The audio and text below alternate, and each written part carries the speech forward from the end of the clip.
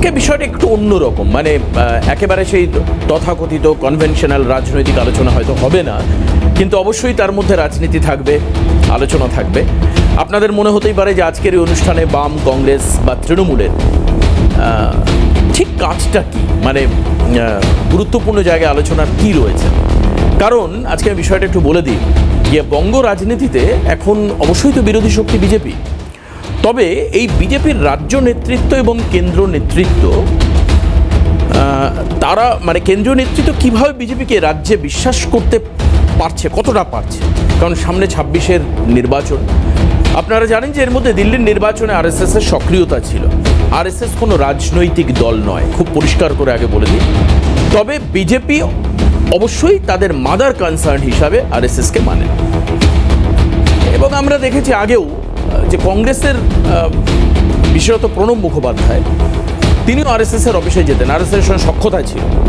এমনকি মমতা বন্দ্যোপাধ্যায়ও অনেক সময় আরএসএসের বক্তব্য বা তার নেতাদের নানান রকম কথোপকথন, আলাপচারিতা, এই জায়গায় মমতা বন্দ্যোপাধ্যায়ের একটা মুখ্য ভূমিকা ছিল। এবং বিশেষত প্রবীণ যে বিজেপি, অর্থাৎ আপনি মানে একেবারে মুরলী মনোহর যোশী থেকে শুরু করে, লালকৃষ্ণ আদবানি থেকে শুরু করে, রাজনাথ সিং থেকে শুরু করে, অর্থাৎ এই স্টেচারের যারা বিজেপি নেতা, তাদের সঙ্গে মমতা বন্দ্যোপাধ্যায়ের একটা গভীর সম্পর্কও ছিল। এখন বাংলার রাজনীতিতে যদি আরএসএস আসে, আমি কেন বলছি আরএসএস আসছে রাজনীতিতে, কেন রাজনীতির সঙ্গে আরএসএসের কোনো সরাসরি সম্পর্ক নেই, কিন্তু বিজেপির সঙ্গে তো আছে। অর্থাৎ এই বিজেপির সঙ্গে সম্প্রতি একাধিক বৈঠক, বিজেপির আরএসএসের প্রথম কলকাতায় প্রায় 10 দিনের মতো সাংগঠনিক আলোচনা, তাদের কার্যসূচি ইত্যাদি ছিল। এবং এরপর আমরা কি দেখলাম যে উলুবেড়িয়াতে গিয়ে আরএসএস নেতাদের সঙ্গে বিজেপির যারা রাজনৈতিক নেতা রয়েছেন তাদের বৈঠক হলো, সাংগঠনিক বৈঠক হলো। প্রশ্ন এখানে দাঁড়িয়ে যে রাজ্যের বিরোধী দলের বর্তমান যে অগ্রগতি, ডেফিনেটলি অগ্রগতি ঘটেছে, এ বিষয়ে কোনো সন্দেহ নেই। এখানে বামেরা দাবি করবে যে বামের ভোট রামে গেছে অনেক সময়, আবার তারা ফিরে আসছেন, আজকে গৌরব দাবি করবেন। সুষমা দেবীও বলবেন যে বর্তমানে বিরোধী দল হিসাবে সেভাবে কেউ তুলে না ধরতে পারবার জন্যই হয়তোবা বিজেপির উঠে আসা। কিন্তু এই যে আরএসএসের মতো, মানে রাজ্যে বিজেপির সাংগঠনিক ক্ষমতা নিয়ে নানান আলোচনা হতে পারে বা তর্ক বিতর্ক থাকতে পারে, কিন্তু প্রশ্ন হচ্ছে আরএসএসের মতো নিখুঁত একটি সাংগঠনিক শক্তি, তাদের সঙ্গে বিজেপি নেতাদের বৈঠকের ফলে বিজেপি কি কোনো নতুন দিশা দেখতে পেতে পারে, বা বাংলা রাজনীতিতে তার প্রভাব কতটা পড়তে পারে, কি হতে পারে। একাধিক প্রশ্ন আছে, আসুন আপনাদেরকে প্রথম আমি ওয়ালে প্রশ্নগুলো দেখাই যে কি কি প্রশ্ন থাকছে আরএসএসকে নিয়ে, গুরুত্বপূর্ণ। দেখুন, বাংলা এক, প্রথম প্রশ্ন, বাংলার রাজনীতিতে কি এবার সক্রিয়ভাবে নামতে চলেছে আরএসএস? রাজনীতির সঙ্গে যোগ থাকতে পারে কি আরএসএস এর? দ্বিতীয় প্রশ্ন কি? দ্বিতীয় প্রশ্ন, দিল্লি নির্বাচনে বিজেপির জয়ের পেছনে আরএসএস এর বড় ভূমিকা ছিল, বাংলাতেও ওই একই স্ট্র্যাটেজি প্রয়োগ করা হতে পারে কি? তৃতীয় প্রশ্ন, বাংলায় এসে সকলকে আহ্বান জানিয়েছেন আরএসএস প্রধান মোহন ভাগবত। বাংলায় তবে কি স্ট্র্যাটেজি বদল করবে আরএসএস? কি এই স্ট্র্যাটেজি? আপনাদেরকে আলোচনার টেবিলে আমি বলবো, তখন আপনারা আরো ভালো বুঝতে পারবেন। 4 নম্বর পয়েন্ট, প্রশ্ন, সংখ্যালঘু ভোটের দিকে তাকিয়ে কি স্ট্র্যাটেজি বদল? অর্থাৎ এই যে এতদিন সংখ্যালঘু বিরোধিতা, সেখান থেকে কি খানিকটা সরে আসবে রাজনৈতিক দল বিজেপি? 5 নম্বর প্রশ্ন, আজকে মমতা বন্দ্যোপাধ্যায়ের সঙ্গে কি সম্পর্কে সুর কেটেছে আরএসএস এর? এই কারণেই বাংলার নির্বাচনে প্রকাশ্য ময়দানে নামছে আরএসএস, অর্থাৎ সেই প্রবীণ বিজেপি নবীন বিজেপির প্রসঙ্গ আসবে। রাজ্যে বিজেপির ভোট বাড়লেও অনেকটা পথ এখনো বাকি, আরএসএস এর সাহায্যে সেই পথ চলা কি আরো ত্বরান্বিত হবে? এই সমস্ত প্রশ্নগুলো কিন্তু থাকবে, কিন্তু এই মুহূর্তে আপনাদেরকে শোনাবো আরএসএস প্রধান মোহন ভাগবত তিনি কিভাবে একটি মঞ্চ থেকে, যদিও সেটা কোনো রাজনৈতিক অনুষ্ঠান নয়, আরএসএস এর সাংগঠনিক একটি মঞ্চ, তাদেরই সভা, সেখান থেকে কি আহ্বান জানিয়েছেন শুনুন একবার। लेकिन मेरी प्रार्थना है कि इस संघ को समझने के लिए आप संघ के अंदर आइए। अंदर आने की फीस नहीं है, औपचारिक सदस्यता नहीं है, मन की मर्जी है तब आ सकते हैं, अगर मर्जी उखड़ गई तो आप बाहर जा सकते हैं। मन मर्जी से करने वाला काम है। अंदर से आइए, संघ को देखिए, और जो बातें मैंने आज कही या हम हमेशा कहते हैं वो आपको संघ के अंदर मिली तो रहिए, संघ के स्वयंसेवक बन जाइए, प्रतिज्ञा लीजिए और काम कीजिए। नहीं है तो आपका मन करे उधर जाने के लिए आप स्वतंत्र हैं।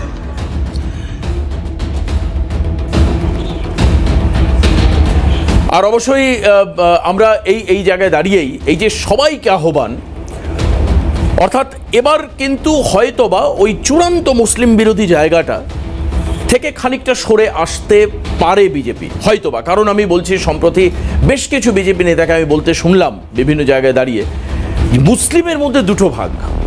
একটা হচ্ছে পুরনো মুসলিম, যারা আগে ভারতবর্ষে ছিলেন, স্বাধীনতার পরবর্তী সময়ও তারা ছিলেন, 57-র আগে বা তার পরে আশেপাশে। এবং আরেকটা হচ্ছে সম্প্রতি অনুপ্রবেশকারী, যারা অনুপ্রবেশ করে এখানে আসছেন, তার মধ্যে রোহিঙ্গা রয়েছে, বাংলাদেশি রয়েছে, বা অন্যান্য দেশেরও মুসলিম কিছু ঢুকছে বিভিন্ন জায়গা থেকে। এই মুসলিম, এই যে সেগ্রিগেশন এখন বিজেপি নেতারা শুরু করেছেন, সেটা কি খানিকটা নরম মানসিকতা? মানে আমার কথা হচ্ছে, রাজনীতিতে এর প্রভাব সরাসরি কতটা পড়বে? আমাদের সঙ্গে এই মুহূর্তে রাজাগোপাল ধর চক্রবর্তী রয়েছেন। আমি রাজাদাকে স্বাগত জানাবো আজকের অনুষ্ঠানে। শুরু করবো আজকে রাজাদাকে দিয়ে। আর আমাদের সঙ্গে স্টুডিওতে যারা রয়েছেন আমি তাদেরকেও পরিচয় করাবো। রাজনৈতিক নেতা, তৃণমূল কংগ্রেস সমর্থক দেবব্রত রায় আমাদের সঙ্গে রয়েছেন, আমি স্বাগত জানাবো দেবব্রত বাবুকে। অন্যদিকে জাতীয় কংগ্রেস মুখপাত্র সুস্মিতা বিশ্বাস আমাদের সঙ্গে রয়েছেন, সুস্মিতা দিদিকেও স্বাগত জানাই। আর আমাদের সঙ্গে গৌরব মজুমদার রয়েছেন, বাম মুখপাত্র, সিপিএম নেতা। গৌরবকেও স্বাগত জানাবো আজকের অনুষ্ঠানে। আর কিছুক্ষণের মধ্যেই বিজেপির রাজর্ষি লাহিড়ী এসে উপস্থিত হবেন আমাদের সঙ্গে, তার সঙ্গেও আপনাদের পরিচয় করে দেবো। কিন্তু একেবারে প্রথম রাজাদাকে দিয়ে শুরু করি। রাজাদা, এই যে আরএসএসের যে বর্তমান যে স্ট্র্যাটেজি, আমি কেন বলছি, কারণ এর মধ্যেই উলুবেড়িয়াতে কোনো প্রশ্ন নেই, এই বিষয়ে কোনো সন্দেহ সংশয় নেই যে বিজেপির রাজনৈতিক নেতাদের সঙ্গে, মানে বিজেপি যারা মেইন স্ট্রিম পলিটিক্সটা করছেন রাজ্যে, তাদের সঙ্গে আরএসএসের গুরুত্বপূর্ণ সাংগঠনিক বৈঠক। কি আলোচনা হতে পারে সেখানে? এবং এই যে 26-এর স্ট্র্যাটেজি তৈরি হয়নি সেখানে, বা পশ্চিমবঙ্গে বিজেপির ভূমিকা নিয়ে কথা হয়নি, বা মানুষের সঙ্গে জনসংযোগ বাড়ানোর ক্ষেত্রে হিন্দু মুসলিম, যেটা বারংবার বিরোধী দলগুলো অভিযোগ করে আসেন যে সাম্প্রদায়িক রাজনীতি করছে বিজেপি, এই জায়গাগুলো নিয়ে কি আলোচনা হয়েছে? হ্যাঁ, দেখুন যে আরএসএস এর যতদূর আমি জানি বোধহয় 100 বছর এবারে হবে, তো তার নিশ্চয়ই একটা বড় প্রস্তুতি তারা নিতে চাইছে। এবং উলুবেড়িয়াতে তাদের একটা স্কুল আছে, শিশু সরস্বতী এরকম নামে একটা স্কুল আছে, সেখানে আরএসএস এর বিভিন্ন প্রোগ্রাম হয়, সেখানে গ্র্যাজুয়েশন সেরেমনি হয় এবং প্রচুর বিজেপি নেতারা প্রায় যাতায়াত করে, এটা সবাই জানে।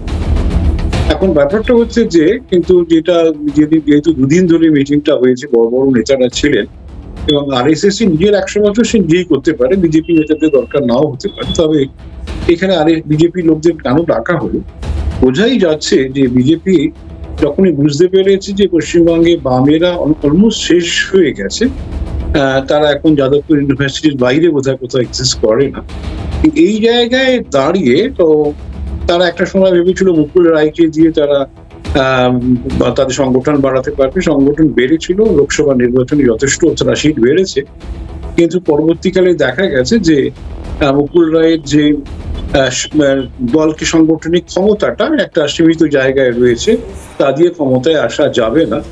এবং পরবর্তীকালে আরো কয়েকজন নেতা এসেছেন, তাদেরও বোঝা গেছে যে মোটামুটি ভাবে তাদের ক্ষমতার কতদূর যেতে পারে সেটা মোটামুটি পরিষ্কার। এই জায়গায় দাঁড়িয়ে বিজেপির কাছে আর কোনো কার্ড নেই, একমাত্র আরএসএস কে একদম নিয়ে আসা। আরএসএস যেহেতু সামাজিক সংগঠন, তারা রাজনীতি নিয়ে খুব একটা বোঝেন না, থাকেন না, সমাজসেবা নিয়ে থাকেন, এবং এদের ব্যাপক সংগঠন সব জায়গায় এদের আছে, সে মানে খেলা থেকে শুরু করে যোগা, সাংস্কৃতিক বিভিন্ন জায়গায় এদের সংগঠন রয়েছে। এরা সবাই নানান ভাবে সবসময় যে ওপেনলি কাজ করে না, অনেক সময় সাধারণ মানুষের সঙ্গে মিশেও কাজ করে। এদের রাজনৈতিক কাজকর্মটা খুব কম। এদের যারা রাজনীতি করতে চায় তারা বোধহয় লোন নিয়ে বিজেপিতে আসে, এবং অধিকাংশই আরএসএস এর বিজেপির বা সঙ্গে যোগাযোগ রাখা নিষেধ আছে। এবং আমি শুনেছি ওদের যে কৃষক ভবন, যদি কেন্দ্রীয় দপ্তর মানে পশ্চিমবঙ্গের ভেতরে, এখানে বিজেপির কথা প্রকাশ্যে বলা যায় না। যাই হোক, সেগুলো আমার শোনার কথা, যারা কেউ আরো ভালো জানেন জানাবেন। তবে এইটুকুন পরিষ্কার, বিজেপি মনে করছে যে আরএসএস কে ব্যবহার না করলে বোধহয় আর কোনো কার্ড নেই, কেননা পশ্চিমবঙ্গে যে না, মানে আমি একটা জায়গায় একটু বুঝতে অসুবিধা হচ্ছে যে আরএসএস কে ব্যবহার করা বা আরএসএস বিজেপিকে যদি কিছু যুক্তি, পরামর্শ, বুদ্ধি দিয়ে থাকে, সেটা এক্স্যাক্টলি ভোটের ক্ষেত্রে বিজেপিকে কোন জায়গাটা থেকে অ্যাডভান্টেজ দেবে রাজাদা? এটা হচ্ছে আমার বেসিক প্রশ্ন। মানে আপনি বুঝতে পারছেন যে বাংলায় বিজেপির যে বর্তমান অবস্থা, এটা আমাদের সবার জানা। লোকসভা নির্বাচন, বিধানসভা নির্বাচনে কোথাও যেন মনে হচ্ছে যে বিজেপির ফিনিশার নেই একজন, অর্থাৎ রোনাল্ডোর মতো এই মানুষটা নেই যে একদম স্ট্রাইকার এন্ডে দাঁড়িয়ে গোল দিতে পারবে, মেসির মতো সেই লোকটা নেই যে আর্জেন্টিনাকে এগিয়ে দিতে পারবে বা ওনার পার্সোনাল ক্লাবকে এগিয়ে দিতে পারবে, অর্থাৎ ফিনিশ টাচ সেটা পাওয়া যাচ্ছে না। সেই জায়গাটাকে রেকটিফাই করবার জন্য আরএসএস এর অ্যাডভাইস দেওয়া। হ্যাঁ, দেখুন, নেতা হয়তো কিভাবে আরএসএস থেকে রোনাল্ডো বা মেসি আসবে কিনা জানি না, বিজেপি হয়তো মনে করছে তার ভেতরই হয়তো আছে, কিন্তু সাংগঠনিক যে ব্যাপারটা সেটা বিজেপি সব জায়গায় তৈরি করতে পারেনি। নানানভাবে তাদের সাংগঠনিক দক্ষতা বা অর্গানাইজেশন ভিজিবিলিটি একেবারেই নেই। আপনি কোথাও যদি যান বা পশ্চিমবঙ্গের মানে কোনো জায়গায়, সেখানে আপনি বিজেপি বা অন্য কোনো দলের বা রুলিং পার্টি ছাড়া পাবেন না। না, তার মানে রাজাদা এই জায়গাটা কিন্তু মারাত্মক, যে সংগঠন নেই আপনি বলছেন, সাংগঠনিক শক্তি নেই আপনি বলছেন, কিন্তু ভোট পার্সেন্টেজে কিন্তু বিজেপি মারাত্মক গেইন করেছে একটা জায়গা, মারাত্মক রকম। আমরা যদি 21-এর নির্বাচন দেখি, আমরা যদি 21-এর বিধানসভা দেখি, আমরা যদি 24-এর লোকসভা দেখি, সেখানে বিজেপির ভোট পার্সেন্টেজ কিন্তু একেবারে ছেলে খেলা করবার মতো নয়। না না, আমি যেটা বলছি ভিজিবিলিটি, মানে যেটা সাংগঠনিক ভিজিবিলিটি, মানে আপনি রাস্তায় গেলে, আমি সেটাই বলছি যে সাংগঠনিক ভিজিবিলিটি যদি থাকে, তাহলে সেক্ষেত্রে তাহলে ভোট পার্সেন্টেজ কোথায় যেতে পারে? মানে আপনি যে বলছেন এটা হচ্ছে ইনভিজিবল ভোট, অর্থাৎ ডেফিনেটলি ভোটারদের ভোট, ভোটারদের ভোট। হ্যাঁ, ইনভিজিবল ভোট বলতে আবার আপনি ভুতুড়ে ভোটার ভাববেন না। মানুষ হয়তো বিজেপিকে চাইছে, কিন্তু বিজেপির যে সাংগঠনিক দক্ষতা না দেখে অনেক সময় মানুষ হয় কি হতে পারে যে আপনি বুথের সামনে কোনো বিজেপির লোককে দিলেন না, আপনি বিজেপিকে ভোট দিতে চাইছেন, কি হবে এটাতে কোনো লোক কিনা আমি বাবা শাসক দলকে দিয়ে, এরকম একটা অবস্থা ঘটে যায়। আপনার ভিজিবিলিটিটা খুব ইম্পর্টেন্ট। ভিজিবিলিটির জায়গাটার জন্য আরএসএস এসছে, আপনি অ্যানালিস্টের জায়গা থেকে দাঁড়িয়ে মনে করছেন, কিন্তু যারা একদম পোড় খাওয়া রাজনৈতিক নেতা, গৌরবের মতন বা দেবব্রত বাবুর মতো বা সুস্মিতাদির মতো, তারা কিভাবে দেখছেন বিষয়টাকে? গৌরবের মধ্যে চোখ মুখ কুচকে এটাকে খুব একটা ভালো হিসাবে দেখছে না যে আরএসএস আসছে এটাকে। এর আগে আবার আপনি বলেছেন যে যাদবপুর ছাড়া বামেদের আর নাকি রাজ্যে কোনো অস্তিত্ব নেই। তীব্র জবাব দেবে গৌরব মজুমদার, আমাদের সঙ্গে রয়েছেন স্টুডিওতে বসে। যাদবপুর ছাড়া বামেদের অস্তিত্ব নেই। তাহলে এই সম্প্রতি বিভিন্ন মানে বিরাট সম্মেলন হলো, রাজ্য সম্মেলন, সেখানে নতুন করে বামেদেরকে উদ্বুদ্ধ করা হলো, বামের এবার লড়াইয়ে 26-এ এগিয়ে থাকবে, কয়েক কোটি টাকার বাজেট নিয়ে গৌরবরা এই কাজ করলেন। তাহলে কি হলো? মানে রাজনীতিকভাবে কোনো আউটকামস পাওয়া যাবে না, আরএসএস এর সঙ্গে বৈঠক করে সবকিছু মানে একদম সেট আপ করে ফেলবে বিজেপি। গৌরব কি বলছেন? মানে সেই প্রসঙ্গ যে বামের ভোট রামে গিয়েছিল, আবার রাম থেকে ভোট বামে কামব্যাক করবে, গৌরবদের রেজলিউশন হয়তো এটাই সামনে আনবে। আমাদের সঙ্গে রয়েছে গৌরব, কি বলবে এই আরএসএস এর সঙ্গে বিজেপির সম্মেলন, রাজ্য স্তরের একেবারে প্রথম সারির নেতাদের সঙ্গে বৈঠক, এবং মোহন ভাগবতের যে অবস্থান, যে সবাইকে আমন্ত্রণ, সবাইকে স্বাগত, এই জায়গাটা। আচ্ছা, গৌরবের কাছে যাওয়ার আগে রাজশ্রী লাহিড়ী আমাদের সঙ্গে রয়েছেন, বিজেপি মুখপাত্র, আমি পরিচয় করে দেবো রাজশ্রীদার। গৌরব, একই ফ্রেম শেয়ার করলেও তোমরা ভোট যে শেয়ার করবেন এটা খুব পরিষ্কার। সেটা হচ্ছে যে ভোটের কথা তো পরে, ভোটে কি হবে, মানুষ কাকে ভোট দেবেন, কি দেবেন না দেবেন, সেটা মানুষ ঠিক করবেন। সেখানে আমরা আমাদের কথা বলবো, বিজেপির কথা বলবে, তৃণমূলের কথা বলবে, কংগ্রেসের কথা বলবেন। মানুষ যাকে ঠিক করবেন, ভোট দেবেন, তাদেরকে ভোট দেবেন। আচ্ছা গৌরব, একটা কথা বলবে, এটা আজও মানুষের মধ্যে না মনে খচখচ করে। হ্যাঁ, প্রচুর মানুষ সবাই জিজ্ঞেস করেছে, তোমার ওখানে তো অনেক সিপিএম এর নেতা আছে, জিজ্ঞেস করো না, 21-এ কি তোমরা সত্যি স্যাক্রিফাইস করেছিলে? মানে বামের ভোট রামে গিয়েছিল? স্যাক্রিফাইস কার কাছে? মানে ধরো বামপন্থীদেরকে বলে দেওয়া বিভিন্ন এলাকায় তোমরা বিজেপিকে ভোট দাও, মানে তৃণমূলকে হারানোর জন্য তোমাদের এই স্ট্র্যাটেজি, এটা কি ছিল? হ্যাঁ, তাহলে তৃণমূল আর বিজেপির যাওয়া আসা, নেতাদের যাওয়া আসা, হ্যাঁ, সুমন কাঞ্জিলাল যাচ্ছেন, অর্জুন সিং যাচ্ছেন, বামেদের রাজনীতি ভাই মাঠে, বামেদের রাজনীতি মাঠেই তো আমরা রাজনীতি করেছি। আমি প্রথমে দিয়ে বললাম যে মানুষ যাকে ঠিক করেছেন তাকে ভোট দেবেন, মানুষ যাকে মনে করেননি যে না ভোট দেবো না, দেয়নি, অসুবিধার তো কিছু নেই, তো আমরা বলেছি। কিন্তু রামের ভোট বাম, বামের ভোট রাম, এটা তো আপনাদের প্রচার, এখানে তো কিছু বলার নেই। ক্ল্যারিফাই তো আমি করেই দিলাম। ঠিক, নেতারা যাওয়া আসা করছে রোজকার, ওই যে মুকুল রায় বলেছিলেন না, বিজেপি মানেই তৃণমূল, তৃণমূল মানেই বিজেপি, আর এখানে তো আর কিছু বলার নেই, তো বেরিয়েই গেছে। তো আপনাদের চ্যানেল বা আপনাদের সহ বিভিন্ন সংবাদ মাধ্যমের সামনেই বলেছেন। কিন্তু প্রশ্নটা হচ্ছে যে এখানে আরএসএস এর মোহন ভাগবত এসছেন, আরএসএস এর নেতাদের সঙ্গে বিজেপির নেতাদের হচ্ছে যে মিটিং হয়েছে, সভা হয়েছে, স্ট্র্যাটেজি ঠিক হয়েছে, কী স্ট্র্যাটেজি ঠিক হয়েছে সে পরের প্রশ্ন, আমার জানবারও ইচ্ছা নেই। কিন্তু প্রশ্নটা হচ্ছে আজকে আরএসএসকে নামতে হলো কেন পশ্চিমবাংলার বুকে? পশ্চিমবাংলার বিজেপির নেতারা কি ক্যাপেবল নয় যে পশ্চিমবাংলার বিজেপিকে দাঁড় করানোর মতন? যা লক্ষ্য নিয়ে অমিত শাহ বেঁধে দিয়েছিলেন বিজেপির নেতাদের সদস্য পদ করবার জন্য, সে তো বিজেপির নেতারা পুরো ফেল করেছেন, লিটারালি ধেরিয়েছেন। সেখানে দাঁড়িয়ে আরএসএসকে নামতে হয়েছে বিজেপিকে ঠেকানোর জন্য।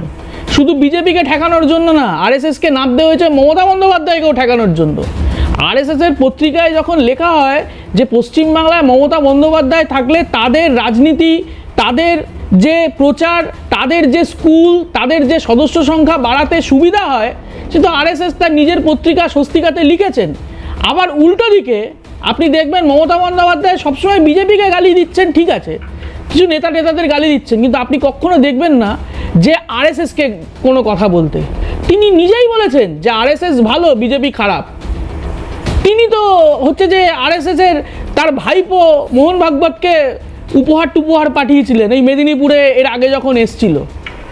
এখন কথা হচ্ছে যাদবপুরের বাইরে বা যাদবপুরের ভিতরের বিষয় নয়, যাদবপুর হচ্ছে মুক্ত চিন্তার জায়গা।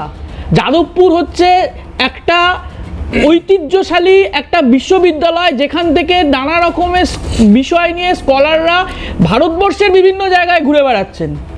সেখানে দাঁড়িয়ে কোনো ধর্মীয় উন্মাদনা, কোনো সাম্প্রদায়িকতা সেখানে যাদবপুরের ছাত্রছাত্রী থেকে শুরু করে মাস্টারমশাই থেকে শুরু করে কেউ সেটা মানবেন না। এখন যাদবপুরে হয়েছে, কেউ সার্জিক্যাল স্ট্রাইকের ধমক টমক দিতে পারেন। আমরা তো অপেক্ষা করছি সেই সার্জিক্যাল স্ট্রাইক কবে হবে, দেখবো, আমরাও দেখবো কীভাবে সার্জিক্যাল স্ট্রাইক হয়। আজকেই আম্বেদকর বিশ্ববিদ্যালয়তে এবিভিপি হেরেছে, গোহারান হেরেছে, এসএফআই জিতেছে। জেএনইউতে রাতের পর রাত, দিনের পর দিন আক্রমণ করেছেন, পারেননি জেএনইউ থেকে এসএফআই কিংবা বামপন্থী ছাত্র সংগঠনদের উৎখাত করতে। পুলিশ ঢুকিয়ে মেরে সমস্ত কিছু করেছিলেন, পারেননি, এখানেও পারবেন না। আরএসএস এসছে বিজেপিকে আর তৃণমূলকে এক জায়গায় আনবার জন্য। আরএসএস এর যে স্ট্র্যাটেজি হচ্ছে সেটাই। এবার গৌরব বলার পরে গৌরবের রাজ্যস্তরীয় সর্বস্তরের নেতা মোহাম্মদ সেলিম, তিনি কি বলছেন দেখা যাক গৌরবের কথার সঙ্গে মিলছে কিনা। কি বলছেন মোহাম্মদ সেলিম, শুনব। যারা সাম্প্রদায়িকতা নিয়ে, ধর্ম নিয়ে রাজনীতি করে, আমরা তার বিরুদ্ধে। সেটা সংখ্যালঘু হতে পারে, সেটা সংখ্যাগুরু হতে পারে। আজকে আমাদের দেশে বড় বিপদ হচ্ছে, যেহেতু বহু সংখ্যকবাদ নিয়ে এবং আধিপত্যবাদ নিয়ে মেজরিটেরিয়ান কাইন্ড অফ পলিটিক্স বেশি হচ্ছে, এবং আরএসএস যেহেতু একটা হিন্দুত্ব কর্পোরেট কমিউনাল নেক্সাস করে একটা ফাঁসিবাদী রাষ্ট্র তৈরি করতে চায়, সেজন্য এই বিপদটা সমূহ বিপদ এবং তার বিরুদ্ধে লড়তে হবে। কিন্তু বাংলাদেশ আমাদের চোখের সামনে দেখিয়ে দিচ্ছে, পাকিস্তান দেখিয়েছে, যা এই ধরনের রাজনীতি যেটা মেজরিটেরিয়ানিজম, সেটা আবার মাইনরিটি রাজনীতিকেও সাম্প্রদায়িকতার দিকে ঠেলে দেয়। সুতরাং বিপদ উভয়বিধ, কিন্তু মেজরিটেরিয়ান পলিটিক্সের বিরুদ্ধে, মেজরিটেরিয়ানিজমের বিরুদ্ধে লড়তে হয়। বাংলাদেশের ধর্মনিরপেক্ষ মানুষকে ওখানে যে মৌলবাদ, সাংখ্যিকবাদের জোরে ইসলামিক মৌলবাদের রাজনীতি হচ্ছে, তার বিরুদ্ধে যেমন লড়তে হবে, আমাদের দেশেও সেরকম হিন্দু সাম্প্রদায়িকতার বিরুদ্ধে লড়ার সঙ্গে সঙ্গে এখানে সংখ্যালঘু সাম্প্রদায়িকতার কোনো স্থান যাতে না তৈরি হয়, সে ব্যাপারে আমাদের সজাগ এবং সতর্ক থাকতে। মোহাম্মদ সেলিম বলছেন মেজরিটেরিয়ান পলিটিক্স, অন্যদিকে আরএসএসকে বলছেন কর্পোরেট আর কমিউনালের একটা অদ্ভুত রকম সংমিশ্রণ। আমি সুস্মিতাদির কাছে আছি। সুস্মিতাদি, কোথাও কি বুঝতে পারা যাচ্ছে যে আরএসএস বুঝছে এই যে কমিউনালিজম বা এই যে সাম্প্রদায়িকতার যে মানে একটা তকমা রীতিমতো তোমরা প্রচার করে লাগিয়ে দিয়েছো, প্রত্যেকটা মানুষকে এটা বুঝতে বাধ্য করাচ্ছ প্রতিনিয়ত প্রচারে যে মুসলিম বিরোধী হচ্ছে বিজেপি। এটা মোটামুটি তোমরা প্রত্যেক দিন সাম্প্রদায়িক কথাটা তোমরা একাধিকবার বলো, এটা অস্বীকার করার কোনো জায়গা নেই। গৌরব, তুমি, দেবব্রত তো সবাই এক কিশোরে গাথা। আমার কথা হচ্ছে যে এই জায়গায় দাঁড়িয়ে পশ্চিমবঙ্গে প্রায় 38%, মানে আমি তোমাকে 2011 সালের পরে তো গণনা হয়নি, এখনকার রিয়েল ফিগারটা 37-36 এরকম পার্সেন্টেজ মুসলিম রয়েছে। সেটা মাথায় রেখে স্ক্রুটিনি করে অ্যানালিসিস করে সেই জায়গায় দাঁড়িয়ে কি খানিকটা আল্ট্রা মুসলিম পদক্ষেপ নেওয়ার চেষ্টা করা? না, এই অ্যাসেসমেন্টটা পুরো রং। তার কারণ হচ্ছে যে দেখো, বেসিক্যালি যেটা আমরা যে কথাটা বলছি এটা তাদের কাজের মধ্যে প্রতিফলন ঘটছে, এটা তো। এবং সবচেয়ে বড় কথা হচ্ছে এই আরএসএস বিজেপির হচ্ছে ইডিওলজিক্যাল প্যারেন্ট অর্গানাইজেশন। এই অর্গানাইজেশনটা একটা হিন্দু ন্যাশনালিস্ট ভলেন্টিয়ার অর্গানাইজেশন। এই অর্গানাইজেশনটার তো প্যারেন্টাল বডি বিজেপি না। যদি তাই হয় তাহলে এখানে ভিশন এবং মিশনে প্রথম লাইনে লেখা রয়েছে, যদি তুমি দেখো, তাতে for the welfare of entire mankind. Entire mankind. There is no Hindu, no Muslim. For the welfare of the entire mankind বলছি, whereas আমি ধর্মীয় উন্মাদনার স্লোগান তুলে আমি চিৎকার করে মোল্লা মোল্লা মুসলিমদের তাড়াতে হবে, মোল্লা ধরতে হবে, এই হচ্ছে ভাষা। কারা বলছে? কেন আমাদের বিরোধী দলনেতা শুভেন্দু অধিকারী বলছে। আরে বাবা, বিরোধী দলনেতা কি আরএসএস করালো? উনি যদি একবার দাবি করেছিলেন, উনি নিজে দাবি করেন। না, আমি কিন্তু আরএসএস এর কথা বলছি। এই যে ওয়েলফেয়ার অফ দ্য ম্যানকাইন্ড, এই যে অল ম্যানকাইন্ড, এইটা কিন্তু আরএসএস এর। আমাকে তুমি একটা জিনিস বলো, এই ওয়েলফেয়ার অফ দ্য ম্যানকাইন্ড যারা করতে চায় তারা ভারতবর্ষের প্রি ইন্ডিপেন্ডেন্স। না, আমার কথা এই যে মাদার কনসার্ন, বা তুমি একটা কি খুব সুন্দর একটা শব্দ বললে যে আরএসএস বিজেপির, কি বললে তুমি? Hindu nationalist volunteer organisation and ideological parent organisation. আমার কথা, এইটা কি বিজেপির রাজনৈতিক প্রোপাগান্ডার জায়গাটা ক্ল্যাশ হচ্ছে আরএসএস এর সঙ্গে? না না না না, এখানে একটা জায়গায় বুঝতে হবে তোমাকে, যে তুমি যে কথাটা বললে না, বিজেপির তো অবশ্যই ওটা প্যারেন্ট বডি বলেই মানতে হবে এটাকে হোক, কিন্তু একাধিক সময় তো আরএসএস এর সঙ্গে বিজেপির অনেক নেতার হয়তো ইন্ডিভিজুয়াল না। এখানেও একটা বিষয় আছে। এখানে হচ্ছে এই যে আরএসএস এর চরম হিন্দুত্ববাদের যে চিন্তাধারা, এই চরম হিন্দুত্ববাদের চিন্তাধারার সাথে বিজেপির অনেক নেতারই মানে এইটা মানে তারা সঙ্গ করে আসেও না, এবং তারা সঙ্গের ইডিওলজির কাল ব্যাপারগুলোও বোঝে না, এবং তার ফলে যখন তাদের সাথে সংঘাত হয়, সেটাই কি বোঝানোর জন্য আসছেন মানে রাজ্য স্তরের নেতাদেরকে? না, কি মনে হয়, মানে তোমাদেরও তো একটা অ্যান্টি পলিটিক্যাল স্টেপ থাকবে, মানে বিজেপিকে ঠেকানোর জন্য। হ্যাঁ, অন দ্য ব্যাটল ফিল্ড যখন তুমি 26-এর প্রচারে নামবে, তখন তো তোমাদেরও একটা স্ট্র্যাটেজি ঠিক করে নামতে হবে। দেখো, একটা জিনিস বুঝতে হবে, তুমি যে কথাটা বললে না, আমি তোমাকে যে কথাটা বলছিলাম, আমি একটু ওই কথা, মানে এটা তুমি অস্বীকার করবে না যে দীর্ঘদিন ধরে প্রদেশ কংগ্রেস সভাপতি অধীর রঞ্জন চৌধুরী যে বিধানসভা থেকে জিতছেন, তার যে ভোট পার্সেন্টেজ, তার একটা বড় অংশের মানুষ কিন্তু মুসলিম। এই থিংকিংটা রং থিঙ্কিং, এটা ভুল। আচ্ছা, আমি এটা এই থিংকিংটা রং থিঙ্ক। তার কারণ হচ্ছে আমি এটা এখন দেখো, ওখানে ম্যাক্সিমাম মুসলিম থাকে, তাই বলে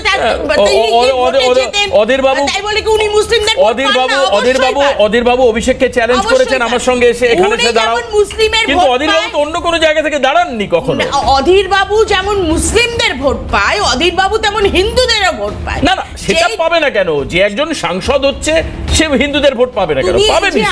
আমি মেজরিটির কথা বলছি, মেজরিটি। আরএসএস, আমাকে একটু বলতে দাও, তুমি যে এই যে আরএসএস এর কথা বলছো, যে welfare of the citizen of India, যারা চিন্তা করছে, তারা এই সিটিজেনের ওয়েলফেয়ারের কথা চিন্তা করছে। তো 1947-এ ভারতবর্ষের স্বাধীন হওয়ার আগে বিজেপি 4 দিনের জন্য আরএসএস 4 দিনের জন্য ব্যান্ড হয়েছিল।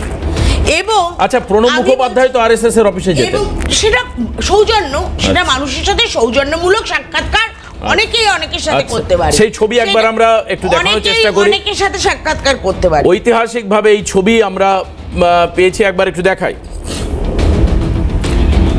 দেখুন, সৌজন্য সাক্ষাৎকার ডেফিনেটলি, কারণ মাঝখানে ফুল রয়েছে, কিন্তু আরএসএস এর মঞ্চে দাঁড়িয়ে ভাষণ দিতে শোনা গেছিল, এবং রাজনীতি তো এই নিয়ে মানে যথেষ্ট আলোচনা হয়েছিল।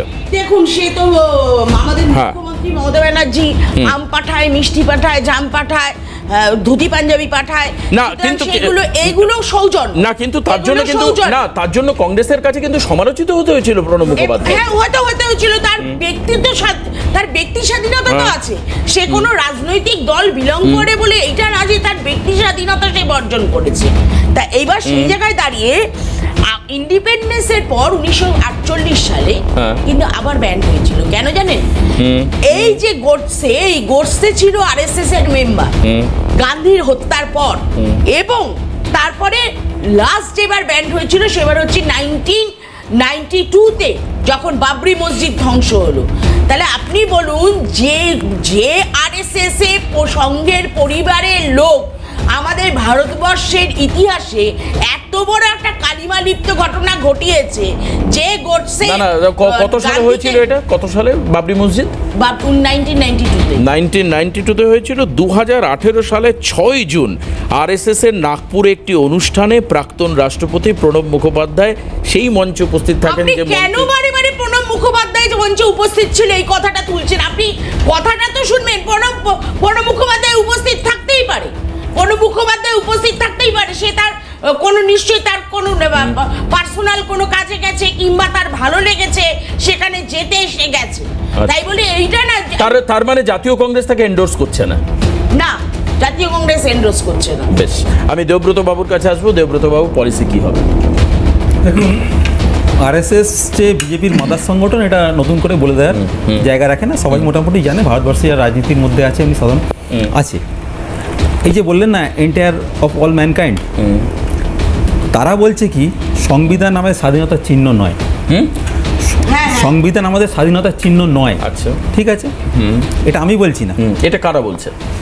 আরএসএস নেতারা বলছে। সেটা বলছে রাম মন্দির উদ্বোধনের সময়, বলছে এটা নাকি আসল স্বাধীনতা যখন রাম মন্দিরটা উদ্বোধন হলো।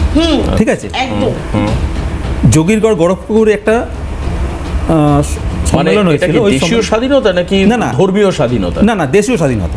কি স্বাধীনতা উনি তার সেটা বলতে পারবেন। আচ্ছা, এটাও বলছেন রাম ভক্তি দেখিয়ে অহংকারী দলকে 240 আটকে গেছে। আরএসএস নেতা ইন্দেশ কুমার বলছে, এটা আমরা বলছি না। রাম ভক্তি দেখে 240-এ অহংকারের জন্য বিজেপি আটকে গেছে। আমি বলছি সর্বভারতীয় রাজনীতির ক্ষেত্রে নানান রকম পারসেপশন থাকতে পারে, অনেক কম্পালশন আছে। আমার কথা যখন বাংলায় এই প্রথম আমরা দেখলাম যে বিজেপির যারা একেবারে পলিটিক্যাল প্রথম সারির নেতা, তাদের সঙ্গে আরএসএস এর বৈঠক হলো। এবার তো আপনাদের একটা হিডেন এজেন্ডা বা একটা পলিসি থাকবে যে কি করে একে কমব্যাট করা যায়, তাই না? এটা তো থাকবেই যে এবার আরএসএস আসলে এই যে যেমন গৌরব বললো, আমার ওটা তো শুনেও দরকার নেই, প্রয়োজনও নেই, কি হলো না হলো আমার দেখে দরকার নেই, আমরা আমাদের মতো চলব। না, গৌরবের তো এজেন্ডা ছিল 21 রাম 26 রাম, এরা তো গলা ফাটিয়ে বলেছিল, মাননীয় সূর্যবাবু বলেছিল, পরে টুইটটা উড়িয়ে দিয়েছেন। এটা ছিলই হিসাব মতো। এখন 26-এ বামি আসার কথা, এখন আমার মনে হয় কোথা থেকে জানি না, সেটা গৌরব ভালো ক্লারিফিকেশন দিতে পারবে। এবার উলুবেড়িয়ায় গিয়ে একটা জিনিস মোহনবাবু বলছে, মাননীয় মোহন ভাগবত, সবাইকে আহ্বান। সবাইকে আহ্বান মানে না, এটা বর্ধমানের একটা জায়গা। সবাইকে গোয়ালগড়ে মোটামুটি গুঁতোগুঁতি চলছে। মাননীয় শুভেন্দু অধিকারী ভার্সেস সুকান্ত। আমি একদম এবার না একদম খোলস ছেড়ে বাস্তব কথাটা আসি। খোলস ছেড়ে ফেললাম, বাস্তব কথা আসি। সেটা হচ্ছে যে তৃণমূলের একটা পকেট ভোটার যারা হচ্ছে মুসলিম, তৃণমূলের পকেট ভোটার, এটা আপনারাও দাবি করেন এবং মমতা বন্দ্যোপাধ্যায় একাধিক সময় এমন কথা জনসমক্ষে বলেছেন যাতে মনে হচ্ছে যে তাদের প্রতি তার বার্ডেনটা বা রেসপন্সিবিলিটি অনেক বেশি। আমি সেই কথাগুলো আজকে রিপিট করবো না দেবব্রত বাবু। মমতা বন্দ্যোপাধ্যায় বলেছেন আমি এই করি, আপনি সেই মেরুকরণের দিকে চলে যাচ্ছেন। না, আমি ওটাতে যাচ্ছি না। আমার কথা হচ্ছে যখন এই ভোট বাক্সটায় যদি হাত পড়ে যায়, খুব স্বাভাবিকভাবে আমি রাজশ্রী অস্বীকার করতে পারবেন না, একাধিক বিজেপি নেতা বলা শুরু করেছেন আগের মুসলিম, এখনকার মুসলিম, অনুপ্রবেশকারী মুসলিম এবং ভারতীয় মুসলিম, এই কথাগুলো কিন্তু বর্তমানে বিজেপি নেতারা আওড়াচ্ছেন। আমি রাজ্য স্তরের নেতা বলছি, আমি ন্যাশনাল ফিগার বলছি না। হ্যাঁ, পুরনো মুসলিম, এরা ভারতের মুসলিম, আর এরা হচ্ছে অনুপ্রবেশকারী মুসলিম, এরা খারাপ মুসলিম, এরা ভালো মুসলিম, এই জায়গাটা আসতে শুরু করেছে। তো এবার এই যে আপনাদের একটা ভোট বক্সকেও তো ইন্ট্যাক্ট রাখতে হবে, মুসলিম ভোট ব্যাংক, কি পলিসি আপনাদের? না, দেখুন, বিজেপির একটা নির্দিষ্ট লাইন আছে। যদি মুসলিম ভোট ভাঙিয়ে নেয়, না, সেটা নয়, সাম্প্রদায়িক লাইন একটা রয়েছে, তাহলে তো 35% থেকে কমে যাবে। লাইন দক্ষিণবঙ্গ লাইন, যেটা উত্তরবঙ্গে একটুখানি টুকটাক আছে, এখন অবশ্য নেই। উঁচু জাত নিচু জাত লাইন, এগুলো একটা লাইন রয়েছে, এটা আসতে হবে।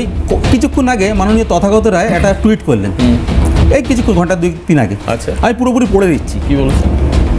2026 সালে পশ্চিমবঙ্গে যদি তৃণমূল ফিরে আসে তাহলে রাজ্য মুসলিম প্রধান হওয়ার দিকে আরও বহুদূর এগিয়ে যাবে। উনি কোন তথ্য থেকে পেয়েছেন আমি জানি না। আর আপনিও 38% যে সংখ্যালঘু ভোট হয়ে গেছে, মানে সংখ্যালঘু বলতে শুধু আপনার হয়তো না সংখ্যালঘু ভোট নয়, আমি বলছি সংখ্যালঘু সংখ্যা, তারপর এটা বেড়ে পশ্চিমবঙ্গে 38%। তার কোন তথ্য থেকে পেয়েছেন তার প্রমাণ হয়তো আপনি দিতে পারবেন না। বাংলাদেশ সম্পর্কে স্টাডি করতে আমরা তারপর এখন সেন্সাস হয়নি, তারপর হিন্দুদের আর ফিরে আসার রাস্তা থাকবে না, বিশেষত হিন্দু মেয়েদের অবস্থা আরও ভয়াবহ হবে।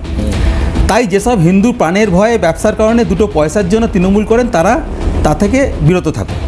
এটা উনি টুইট করলেন। তার মানে বোঝাই যাচ্ছে একটা মানে চরম একটা ধর্মীয় মেরুকরণের পথে বিজেপি হাঁটছে।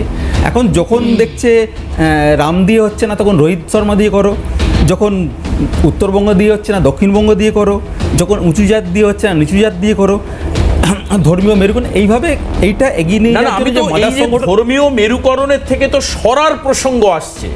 আমি এই যে আপনাকে রিসেন্ট রাজ্য স্তরের নেতাদের কথা বলছি, সেটা হচ্ছে ধর্মীয় চূড়ান্ত মেরুকরণ থেকে বিজেপি হয়তো খানিকটা আল্ট্রা মানে এই যে আমি বলছি না যে এরা ভালো মুসলিম, তার মানে কি যে বিজেপি তাদের প্রতি সহমর্মিতা রয়েছে। যারা অনুপ্রবেশকারী, চুরি করে ভারতবর্ষে ঢুকে জায়গা দখল করছে, জমি কিনছে, বাড়ি করছে, ব্যবসা করছে, এই করছে, আপনার চাকরিতে ভাগ বসাচ্ছে, সেই মুসলিমদেরকে খারাপ এই যে সেগ্রিগেশন করা, এর মাধ্যমে তো আপনাদের ভোট কমবে। অল আউট মুসলিম ভোট তো আপনাদের ব্যাংক থেকে সরে যাবে, আমি সেটাই বলছি। না আপনি ওই দেখুন, মমতা বন্দ্যোপাধ্যায় উন্নয়নের রিপোর্ট কার্ড নিয়ে ভোট করে, সাধারণ মানুষ সেটা ধর্ম জাতি নির্বিশেষে মানুষ এটা বলবেন না সব সময় উন্নয়নের রিপোর্ট কার্ড নিয়ে ভোট করলে দেবব্রতদা তাহলে ব্যালট চিবিয়ে খেতে হতো। আরে সেটা ব্যালট চিবিয়ে খায়, সেটা ব্যালট চিবিয়ে গিলে জল দিয়ে গিলে ব্যালট খেতে হতো। আরে কেন্দ্রীয় বাহিনী নিতে তো অদ্ভুত। আরে উন্নয়নের নিরিখে ভোট করলে টয়লেটের পেছনে ব্যালট বক্স ফেলে দিতে হতো। শুনুন এসব খুচরো দু একটা জায়গায় হবে, সেটা বাম হলে আমরা আরে আমার ওয়ার্ডে 70 রায়ের ভোট এসে কোনো বাম নেতা এসে দিয়ে চলে গেছে, তার কি হয়েছে? এসব খুচরো খাজার টুকটাক হয়, এটা নিয়ে হয় না। কাছে যাব যে এখন আরএসএস এর থেকে নতুন অ্যাডভাইজার, আমি একদম পার্টিকুলার বলছি, কারণ আবারও বলছি বিজেপির ভোট প্রক্রিয়া, ভোটে অগ্রগতি দেখে আমার অন্তত মনে হয়েছে বিজেপি দলটার মধ্যে ওই রোনাল্ডো বা মেসির অভাব। মানে অন্ততপক্ষে আমাদের রাজ্যের রাজনীতির ক্ষেত্রে, আমি সর্বভারতীয় ক্ষেত্রে বলছি না, সেই জায়গায় কি পলিসি, কি অ্যাডভাইজারি আরএসএস থেকে এসছে? দেবাশিস দা, প্রথম কথা হচ্ছে আমাকে একটু সময় তো দিতেই হবে, কারণ 3:1 যেহেতু হচ্ছে। তো এখানে মোটামুটি সারমর্ম যেটা বুঝতে পারলাম যে মাসির গোপ গজালে মেশো বলে তাকে ডাকতে হবে, এটাই হচ্ছে বক্তব্য। রাষ্ট্রীয় স্বয়ংসেবক সংঘ একটি সামাজিক সংগঠন। রাষ্ট্রীয় স্বয়ংসেবক সংঘের যে কথাটা আপনি পড়লেন, যে লাইনটা, যে রাষ্ট্রীয় স্বয়ংসেবক সংঘের উদ্দেশ্য কি, বক্তব্য কি, সেটা তার প্রার্থনা মন্ত্রে আদি অনন্তকাল ধরে প্রথম লাইনেই, পংক্তিতেই বলা হচ্ছে, নমস্তে সদা বৎসলে মাতৃভূমি, হে সদা বাৎসল্য প্রদানকারিণী মাতৃভূমি, তোমায় প্রণাম। রাষ্ট্রীয় স্বয়ংসেবক সংঘের উদ্দেশ্য কি, সেটা তার প্রার্থনা মন্ত্রের শেষ পংক্তিতে বলা হচ্ছে, পরম বৈভবন্যে তু মেতৎ স্বরাষ্ট্রম সমর্থা ভবত্বা শিশাতে ভৃশম। ভারত মাতা কি জয়। পরম বৈভবশালী, স্বয়ং সমর্থ এক ভারতবর্ষ, এক ভারত রাষ্ট্রকে দেখা প্রতিটি স্বয়ংসেবকের উদ্দেশ্য এবং কর্তব্য। এটাই আমাদের রাষ্ট্রীয় স্বয়ংসেবক সংঘের প্রার্থনা মন্ত্রের উদ্দেশ্য হিসেবে বলা হয়েছে। এবার রাষ্ট্রীয় স্বয়ংসেবক সংঘকে বুঝতে গেলে পরে তার অংশ হতে হবে। রাষ্ট্রীয় স্বয়ংসেবক সংঘে কি তৈরি, কিসে বিশ্বাস করে না, nation building through man making. এই ম্যান মেকিং অর্থাৎ স্বয়ংসেবক যাকে আমরা বলি। এবার রাষ্ট্রীয় স্বয়ংসেবক সংঘে স্বয়ংসেবকরা আছেন, বহু স্বয়ংসেবক ভারত বিজেপি রাজনৈতিক দল, তার মধ্যে গিয়েছেন, বিশ্ব হিন্দু পরিষদে গিয়েছেন, বিদ্যার্থী পরিষদে গিয়েছেন, বিভিন্ন সংস্কার ভারতী থেকে আরম্ভ করে বহু জায়গায় গিয়েছেন, বিভিন্ন আয়ামে গিয়েছেন, অন্যান্য রাজনৈতিক দলেও গিয়েছেন। বছরে, 1 বছরে, 2 বছরে একটা ইন্টারভাল দিয়ে পূর্ব ঘোষিত 1 বছর আগে ঘোষণা করে রাষ্ট্রীয় স্বয়ংসেবক সংঘের স্বয়ংসেবকদের একটা পারিবারিক মিলন, এটা আমাদের মধ্যে হয়ে থাকে।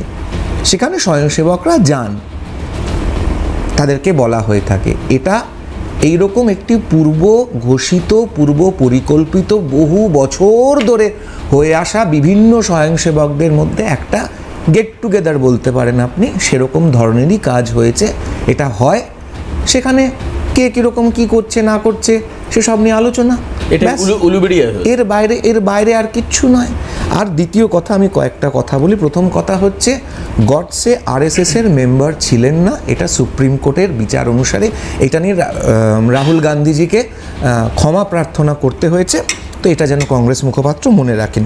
দ্বিতীয় কথা হচ্ছে, রাষ্ট্রীয় স্বয়ংসেবক সংঘকে ব্যান করা হয়েছিল গান্ধীজির হত্যার পরে, এটা যেরকম সত্যি ঠিক ততটাই সত্যি যে 62 সালের পণ্ডিত নেহেরু রাষ্ট্রীয় স্বয়ংসেবক সংঘকে 26শে জানুয়ারি রিপাবলিক ডে প্যারাডে অংশগ্রহণ করার আমন্ত্রণ জানিয়েছিলেন, কারণ চীন ভারত যুদ্ধে রাষ্ট্রীয় স্বয়ংসেবক সংঘ যে সাহায্যটা ভারতীয় পুলিশ এবং ভারতীয় আর্মিকে করেছিল, এবং তারপর 1965 যুদ্ধের সময় লাল বাহাদুর শাস্ত্রীজি রাষ্ট্রীয় স্বয়ংসেবক সংঘকে অনুরোধ করেন ট্রাফিক পুলিশ থেকে আরম্ভ করে পুলিশের দৈনন্দিন অপারেশনস ম্যানেজ করার জন্য, কারণ ভারতবর্ষের কাছে পুলিশকে আর্মিকে হেল্প করার অপারেশনাল কাজে লাগানো হয়েছিল, পুলিশ ফোর্সকে উইথড্র করতে হয়েছিল ভারত সরকারকে ভারতবর্ষের বিভিন্ন জায়গায়, এবং বিশেষ করে গোটা দিল্লির পুলিশ ম্যানেজমেন্ট রাষ্ট্রীয় স্বয়ংসেবক সংঘের স্বয়ংসেবকরা করেছিল। আমি জানি না এই কথাগুলো বলা হয় না কেন। এবং প্রাক্তন রাষ্ট্রপতি প্রণব মুখোপাধ্যায় রাষ্ট্রীয় স্বয়ংসেবক সংঘের নাগপুরের সমারোহ অনুষ্ঠানে, বার্ষিক যে সমারোহ অনুষ্ঠান হয় তাতে অংশগ্রহণ করে প্রকাশ্যে রাষ্ট্রপতি বলেছিলেন, আপনারা ভারতবর্ষকে একটি রাষ্ট্রবাদী জাতীয়তাবাদী সরকার দিয়েছেন, এবার একটি রাষ্ট্রবাদী জাতীয়তাবাদী বিরোধী শক্তিও উপহার দিন। এটা কোট আনকোট ওনার বক্তব্য। সাম্প্রদায়িক তকমা লাগিয়ে লাগিয়ে এটা আমাদের চিরকাল ধরে লাগানো হয়েছে, কিন্তু এই যে উঁচু জাত নিচু জাত বলতে হবে, কিন্তু গান্ধীজি নিজে ওয়ার্ধা ক্যাম্পে এসে ডক্টর কেশব বলিরাম হেগড়েওয়ার প্রথম পরম পূজনীয় সরসঙ্ঘ চালক, তার যে ওয়ার্ধা ক্যাম্পে প্রতিটি মানুষ পাশাপাশি বসে খাচ্ছেন, ওই অবস্থায় প্রাক স্বাধীনতা আমলে 1930s, সেখানে কেউ কারোর জাত জিজ্ঞাসা করছে না, একটা ডিসিপ্লিনড ওয়েতে একটা ক্যাম্প হচ্ছে, এটা দেখে গান্ধীজি নিজে কতটা আশ্চর্য হয়ে গেছিলেন সেটা গান্ধীজির বক্তব্যের মধ্যে আছে। আর আজকে যে সাম্প্রদায়িকতার তকমা বিজেপির ওপর লাগানো হচ্ছে, 1950 সাল কলকাতা ময়দান স্পিচ সর্দার বল্লভভাই প্যাটেল নিজে দাঁড়িয়ে বলছেন, যারা 1946-এ পাকিস্তান রাষ্ট্রের দাবিতে জিন্নার কথায় মুসলিম লীগকে ভোট দিয়ে পাকিস্তানের পক্ষে ভোট দিয়েছিল, তারা 14ই আগস্ট রাত 12টার পর কি করে দেশভক্ত ভারতীয় হয়ে গেল, এই প্রশ্ন থাকবে। 1942 সাল হরিজন পত্রিকা যখন অলরেডি 1940 সালে পাকিস্তান রেজলিউশন নেওয়া হয়ে গেছে, এবং আজকের পশ্চিমবঙ্গের অ্যাসেম্বলি যা ইউনাইটেড বেঙ্গল লেজিসলেটিভ অ্যাসেম্বলি, যেখানে দাঁড়িয়ে যখন পাকিস্তান প্রস্তাব হচ্ছে, শ্যামাপ্রসাদ মুখোপাধ্যায়, আশুতোষ লাহিড়ী, নির্মল চন্দ্র চট্টোপাধ্যায়রা উঠে দাঁড়িয়ে বলছেন, those who want Pakistan should pack their bags and go. Quote unquote বিধানসভার প্রসিডিংসের মধ্যেই বক্তব্য শ্যামাপ্রসাদ মুখার্জির লেখা আছে। তখন দাঁড়িয়ে গান্ধীজি 1942 সালের হরিজন পত্রিকায় বলছেন, যদি গোটা ভারতবর্ষের মুসলমান সমাজ পাকিস্তানের দাবিতে অনড় থাকে, তাহলে কোনো অহিংস উপায় আমার জানা নেই সেই দাবি থেকে তাদেরকে বিরত করার, যদি না সংখ্যাগরিষ্ঠ হিন্দু সমাজ সর্বশক্তি দিয়ে তাকে প্রতিরোধ না করে। গান্ধীজি বলছেন, তাহলে কি গান্ধীজি সাম্প্রদায়িক ছিলেন? যদি 1939 সালে হেমাঙ্গিনী দেবীকে রবীন্দ্রনাথ তার পত্রে লিখছেন, সমাজের নিচের স্তর কেটে কেটে মুসলমান হয়ে যাচ্ছে, আগামী দিনে ভারতবর্ষের কোনো এক নেতাকে উল্লেখ করে বলছেন জবাব দিতে হবে, তাহলে রবীন্দ্রনাথ সাম্প্রদায়িক?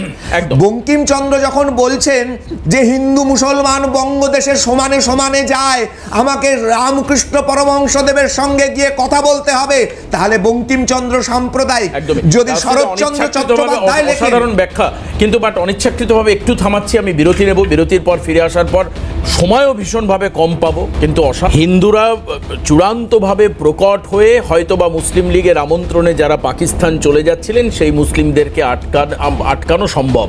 মানে এই জায়গায় দাঁড়িয়ে গান্ধীজির সম্পর্কে প্রশ্ন তুলেন রাশিদা, তাহলে তিনি কি সাম্প্রদায়িক ছিলেন?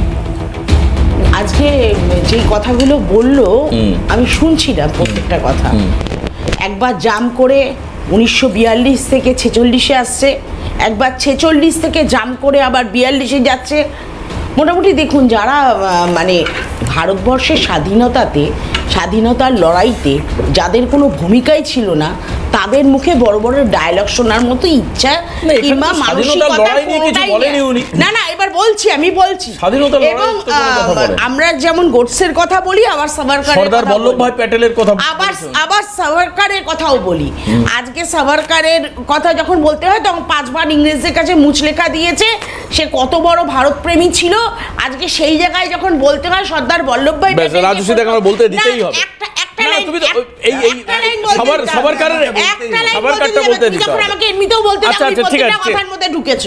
এইবার বিষয়টা হচ্ছে যে আরএসএস, যে বিজেপি, এত দেশপ্রেম নাকি তাদের মধ্যে, তারা নাকি ধর্মীয় অন্ধ নয়, তারা নাকি ধর্মান্ধতার বাইরে গিয়ে তারা সমাজের উপরে কাজ করতে চায়।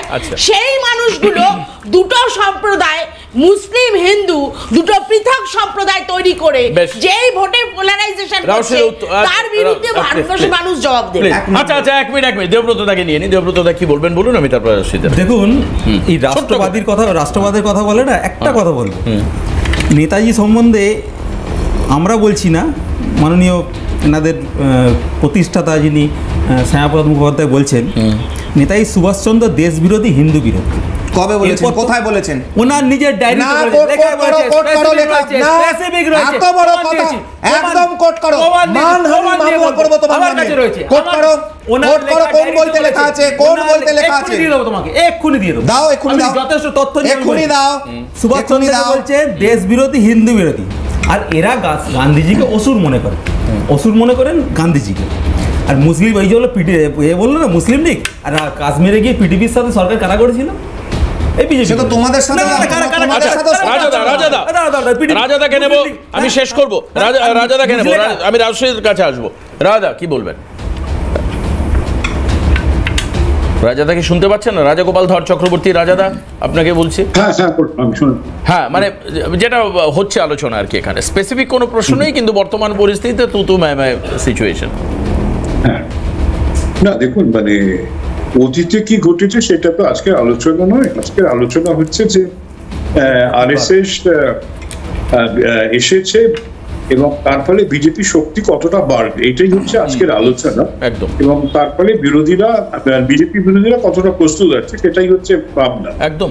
এই জায়গায় দাঁড়িয়ে এটা তো পরিষ্কার যে আরএসএস এর যে ব্যাপক শক্তি রয়েছে, এই শক্তিটা যদি বিজেপির সঙ্গে কাজে লাগে, তার একটা আলাদা উন্মাদনা কিন্তু তৈরি হওয়ার সম্ভাবনা রয়েছে। সেটা কি সাংগঠনিক? আপনি যেমন কিছুক্ষণ আগে বলছিলেন যে সাংগঠনিক দিক থেকে বিজেপি, রাজ্য বিজেপির অনেক মজবুত হওয়া দরকার, সেটা হবে।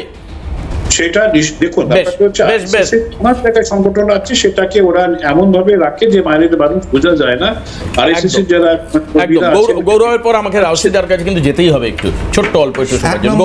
গৌরব, সেটা হচ্ছে যে রাজশ্রীদা বলেছেন ভারতবর্ষ এক, ভারতবর্ষ তো এক, ভারতবর্ষ মানে আলাদা কোথায়? আমরাও ভারতবর্ষের উন্নতি চাই, রাজশ্রীদা উন্নতি চাই। তাহলে কেন ভারতবর্ষের সংবিধানের প্রথম পাতায় যে লেখা with the people of India, তাকে বদলানোর জন্য আরএসএস প্রোগ্রাম নিচ্ছে, নরেন্দ্র মোদী সরকার প্রোগ্রাম নিচ্ছে? না, আমার উত্তর দিতে হবে দুটো।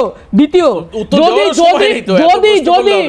যদি ওয়েলফেয়ার অফ ম্যানকাইন্ডের কথা বলা হয়, তাহলে কেন গ্রাহাম স্টেন্স থেকে শুরু করে বারবারা রাও, স্ট্যানসামিদের হত্যা করা হচ্ছে? কেন মুক্ত চিন্তাকে আক্রমণ করা হচ্ছে? ঠিক 1 মিনিট লাগবে, তারপর শেষ করব। এক্স্যাক্টলি 1 মিনিট লাগবে। এক নম্বর কথা, সাভারকার ডি ক্যাটাগরির প্রিজনার ছিলেন। কংগ্রেসের কোনো প্রিজনার, কোনো কেউ আজ অব্দি ডি ক্যাটাগরির সশ্রম কারাদণ্ডে 50 বছরের শাস্তি পায়নি। তারা কমট লাগানো হয়েছে তাদের জন্য ইয়েতে, এবং তারা বই লিখতে পেরেছেন এত আনন্দ সঙ্গে। যাই হোক, এতটাই আমরা নাকি মুসলমান বিরোধী যে এত বছর 1999-এ প্রথম 5 বছরের টানা, আমি বলছি বলে দিই কোথায় আছে, কোথায় আছে, কোথায় আছে, কোথায় আছে? রমেশচন্দ্র মজুমদার যদি না সরকার পড়ে নাও তাহলে বলতে পারবে। আজ অব্দি কংগ্রেস বিসমিল্লাহ খান সাহেবকে একটা আন্দামান নিকোবর আইল্যান্ডে যে সেলুলার জেল আছে সেটার মধ্যে যারা বন্দী ছিলেন তাদের মধ্যে বেশিরভাগই বামপন্থী কোনোদিন দিতে পারেনি, সেটা দিতে হয় বাজপেয়ী গভর্নমেন্টে। এবং শ্যামাপ্রসাদ মুখার্জি 21শে অক্টোবর জনসংঘের প্রতিষ্ঠা দিবস রাখেন, কারণ সুভাষচন্দ্র বোস সেদিনকে 1944-এ তিনি প্রতিষ্ঠা করেছিলেন আজাদ গভর্নমেন্ট। আমি অনেক ধন্যবাদ জানাবো সবাইকে, সবাইকে অনেক ধন্যবাদ, সবাইকে অনেক ধন্যবাদ, সবাইকে অনেক ধন্যবাদ। কিন্তু অবশ্যই আমি আমি একেবারে আমি আমি আমি যখন অনুষ্ঠান শুরু করি তখন ভাবছিলাম যে আরএসএস এবং বিজেপির এই সংযোগ এবং ইলেকশনে ভোট প্রক্রিয়ায় তার প্রভাব নিয়ে আলোচনা করলে মনে হয় আলোচনা সেই অর্থে কিছু থাকবে না, কিন্তু দেখা গেল অনেক কিছু আছে। অর্থাৎ এখনো পর্যন্ত অনেক কিছু দেখার বাকি রয়েছে আগামী দিনে।